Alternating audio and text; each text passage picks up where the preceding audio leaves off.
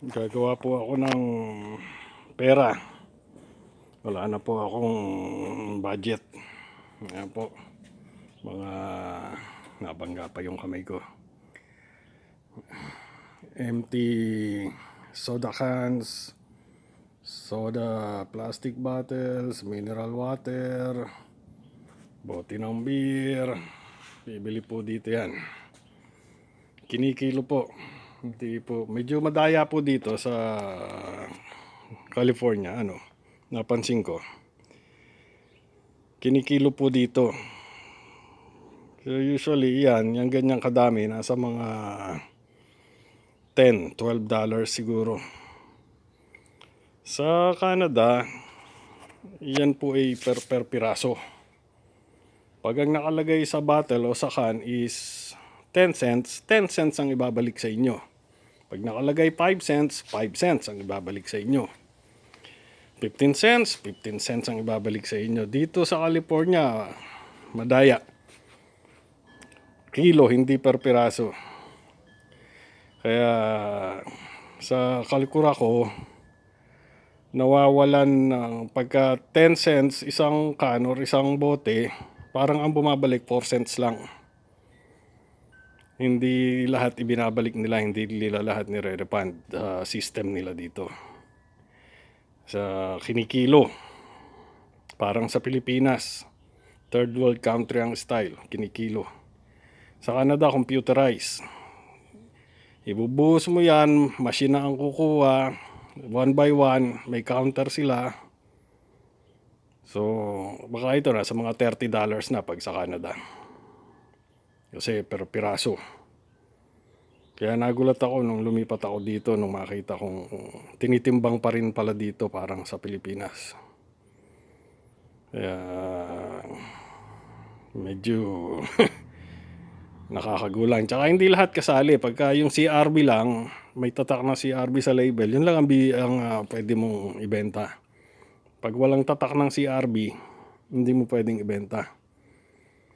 Pati yung mga jug ng milk, hindi pwedeng ibenta. Sa Canada, 50 cents ang isa nun. Malaki yun, yun ang pinakamalaki dun eh.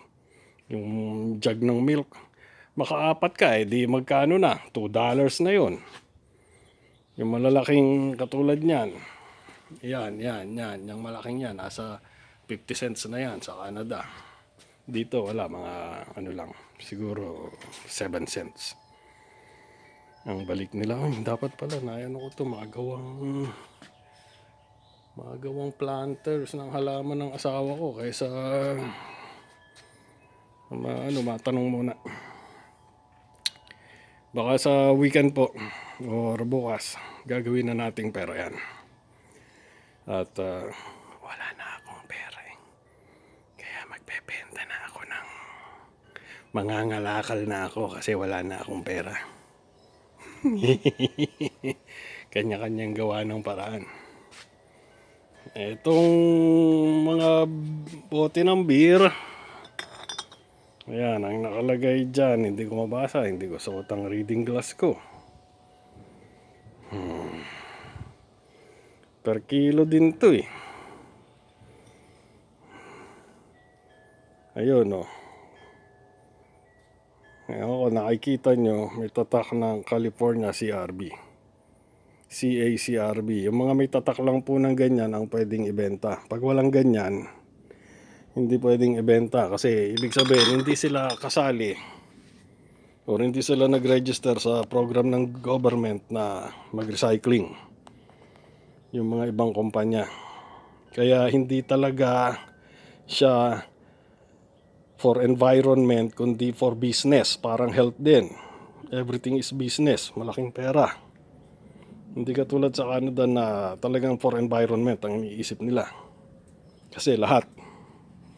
Hindi mo kailangan sumali sa programa basta lahat required mag-recycling. I guess ganun din yata sa Australia at sa New Zealand, UK, tsaka sa European Union. Dito lang ang medyo iba. Ang nananaig ay ang 4% pa rin. Well, sorry, medyo may halo ng politika. Pero yun ang totoo eh. Not everything is great. Si Trump lang ang great. Kaya sana at least maka $15 ako para may panggasolina sa truck.